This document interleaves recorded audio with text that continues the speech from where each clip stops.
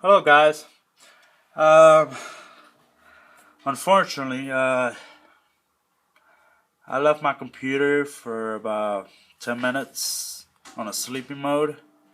When I come back, I find out that this light is flashing on the cap locks, and my power button is on, as you can see, but my screen is not on. So come and find out, my modem board went out.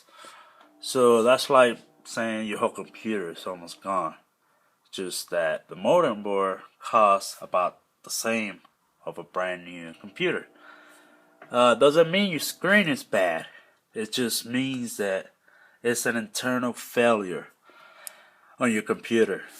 On this computer particularly, the miss issue that it had, or the problem that it had, is that it overheats. So even though I had it with a cooling pad, apparently it wasn't enough.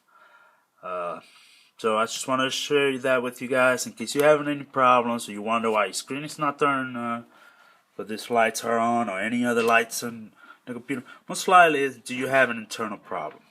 Hopefully that helps. If you have any questions, please comment. Thank you for watching, guys.